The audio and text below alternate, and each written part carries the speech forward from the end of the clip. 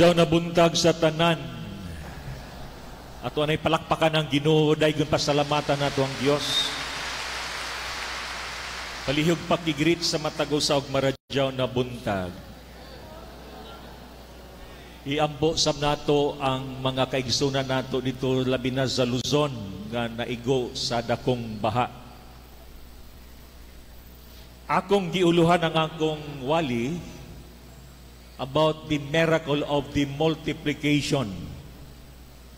Pero doon ako'y subtitle, nga ang subtitle niini, The Miracles Within a Miracle.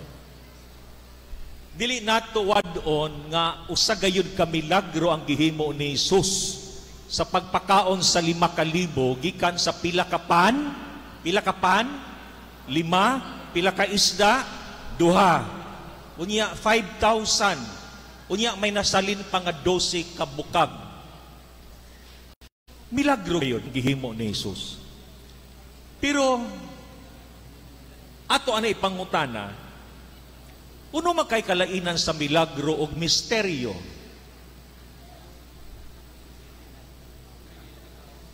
Muragang idyo tinan-awan misteryo na daan. Sa may kalainan sa milagro kaysa misteryo. Parihara dili. Pariha? Parihara ko no. Sige, tanaw na to kung pariha pinaagi ning istorya. Doon ay magtiayon nga nagpakonsulta sa doktor. 25 years na sila sa pagkaminyo, pero sila'y anak. 50 anyos ng asawa, wag yun makaanak. Niadto sa doktor, nagpakonsulta. Human sa pagkonsulta sa asawa o sa bana, ningon ang doktor, Mrs.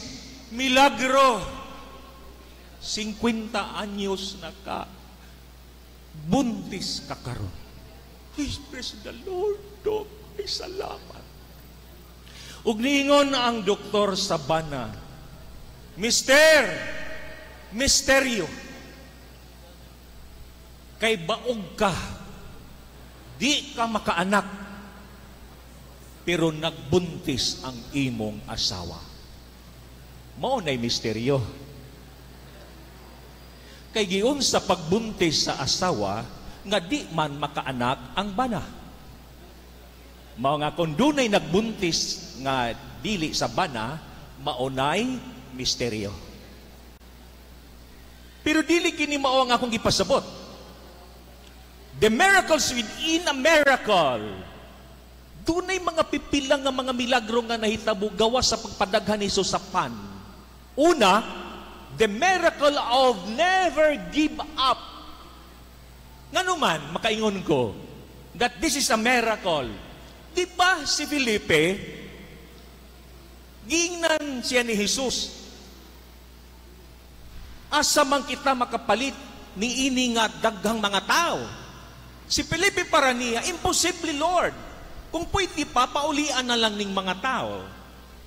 Di ba kasagaran kung makatuban kag sitwasyon nga lisod o problema, o say kasagaran yun na ito mahuna-huna, is to easily give up, like ni Felipe. Bisan magpalit patag usa ka gatos ga dinaryo, dili paigo ning tawan. That is giving up. Mga kanindot, kung basahon nato ni, halabasaha ko ng sunod. Paano ka lumalaban sa buhay? Paano? Kung doon na kay gilaban karon sa kinabuhi, tanan nga mga gilaban nimo nga mga pagsulay, paano ka lumalaban sa buhay mo? O kanindot, kung siguro mo ingon kita, unsay milagro kung makasugat tag problema is find ways and means even you find life so difficult and desperate. Parehas ni Felipe. Para niya, imposible. Paulian na lang yung mga tao. Bisan magpalit pa kita, dili paigo. Pero para kang Jesus, there is no giving up. Dili pwede paulion kung yung mga tao nga dili makakaon. Kagana unta na parehas kita sa Ginoo. Bisan lisod ang sitwasyon, pero kayahon gihapon. Amen? mas pinakagana kini nga sunod nga linya. Palihog ko no basaha. Bisan sa kadaghan sa problema, maningkamot og mulaom lang ta, samtang may kinabuhi pa. Moabot manggani usahay ang bagyo, nga wala nato gipangayo, ang grasya pakaha nga kanunay natong giampo. That is not giving up. Hamok ka nato dinhi. Siguro desperado na sa sitwasyon, desperado na sa relasyon, desperado na sa kahimtang sa kinabuhi. Pero para kang Hesus, there is no giving up. That is a miracle. Ikaduha, the second miracle para nako is don't be overconfident. Nganong gisulti nako ni?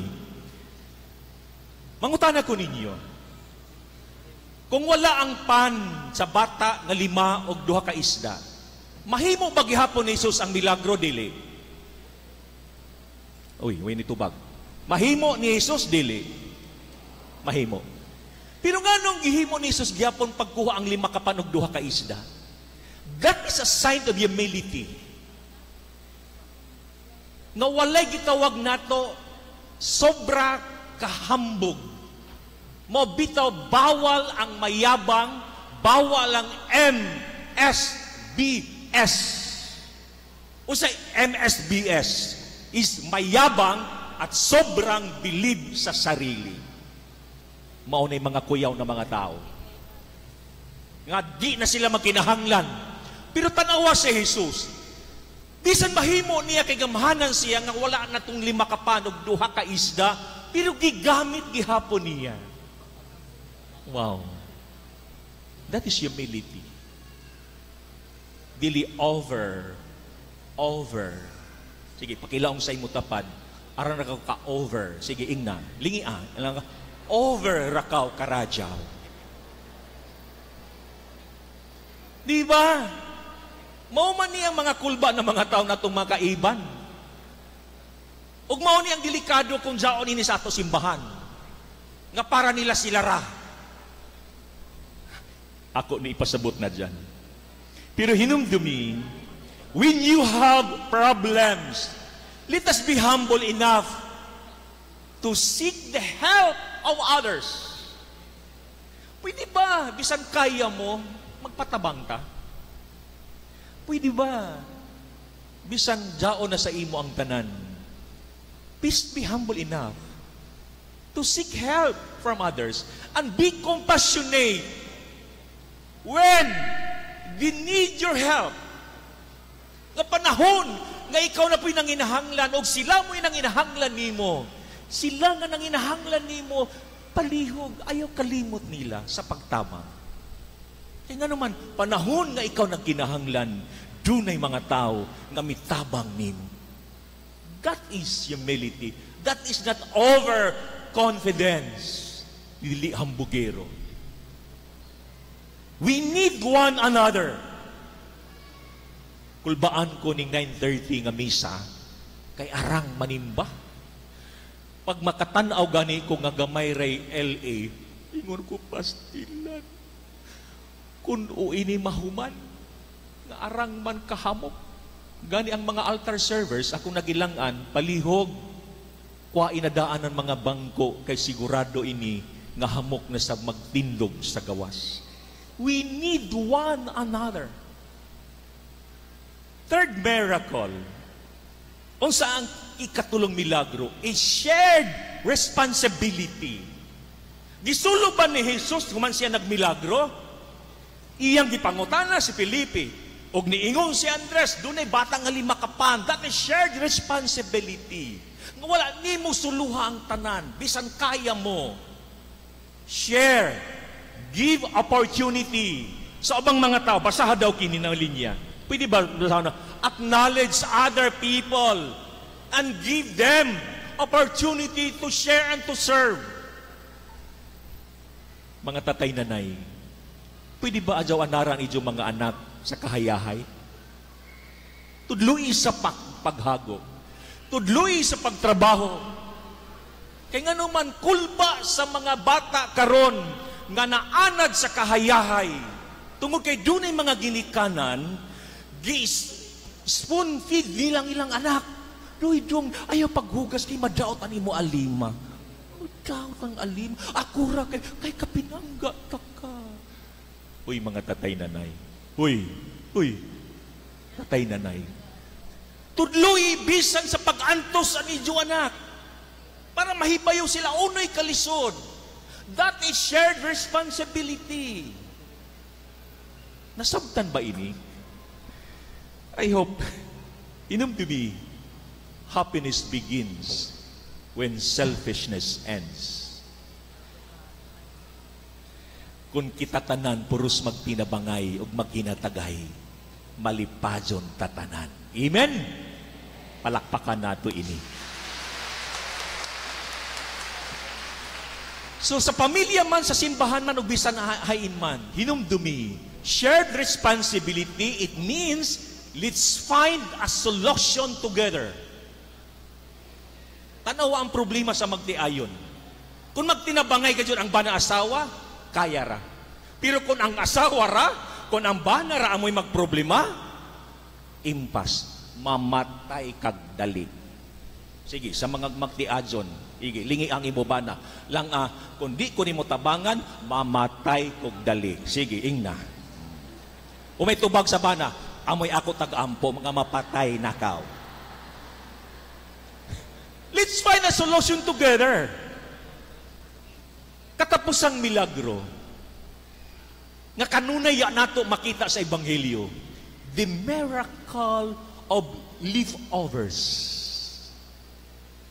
Ang salin nga dusi ka bukag, nagpasabot, don't waste God's grace. Ayaw usiki ang grasya sa Diyos. Pero ako ni i-reward. Pwede ba? Let us value. The value sa matag-usa. There is value in every piece of your lives. Bisan ka na yung kamay-gamay na lang nabilin sa imong pagkatao, sa imong pagkaikaw. Ingon mo, broken pieces na ka. Pero hinumdumi, para sa Diyos, you are still valuable. Because that every piece for God is so important, is so significant. Mga maingon ko ninyo, everyone is important and special. Ug kanindot sa giingon ni Pope Francis, kanunay ito nabutang diri sa una, malipay ko ang kabasa ato sa una, pero angay ni natong ibalik. Kini nga mga linya, let us make this church always a place of mercy, hope, where everyone is welcome, love, and forgiven. Kini nga simbahan, dapat dili nimo itsapoyra ang mga leftovers. Problema nato, bisan kaming mga pari, ang among tagatiman, katong among mga rasuudra, dili. Pero katong mga leftovers, hinumdumi kini, unsay pinakagana nato nga misyon. Let's go and find the lost, the last, the left out, the least, and not, and the least. Masubo usaya ko magunahuna nga sa atong simbahan mismo, kung waya kaw sa listahan sa BEC o sa kapilya, di mabunyagan ang imong anak. Leftovers. Akong padumdum sa taga-opisina, kanamong mga kaparian, sa tanang mga opisyalis sa kapilya, please, kung naghimo man tag-attendance para sa BEC, gamit ang attendance, dili aron sila silutan. Gamit ang attendance sa mga dili hinimbahon, aron sila mahibalik sa simbahan. Tungod kay dili lamang ang ibang mga Katoliko leftovers. They are left out. Ang problema nato sa simbahan, doon na pa'y mas istrikto pa kay sa Ginoo. Ang taga-opisina usahay, mas magbuot pa sa kora paroko. Ang mga nangalagad sa simbahan, murag huna-huna sila tag-idyan ng simbahan. Simbahan ini ni Kristo. Ang simbahan ni Kristo nangita, nanhanap sa mga nangawaya, nanhanap sa nabidyaan, nanhanap sa pinakaubos, ugwaya sa listahan. Sige kita manaway sa gobyerno, nga ang waya sa listahan, dili makadawat ng ayuda. Pero sa simbahan, hamok nga waya matagaig sakramento kay waya sa listahan. Pwede ba? Waya gilabak ni Jesus ang leftovers nga 12 kabukag. Iyang gikolekta, iyang gitigom. Kung mahimo pa lamang sa Katoliko, kanang mga gisalikway sa laing simbahan, welcome sa ato simbahan. Amen! Kung mahimo pa lang, kanang waya gidawat na sa laing simbahan, pagkagana unta, tungkol kay para kanako, kini nga simbahan, simbahan ni Kristo, o ang simbahan ni Kristo, waya magsalikway ni bisan kinsa. Pwede ba? Muingon ko ninyo, tana ikaw ako, mahimo ka instrumento o milagro sa gugma, sa kaluoy, sa Ginoo, ngadto sa atong isig katao.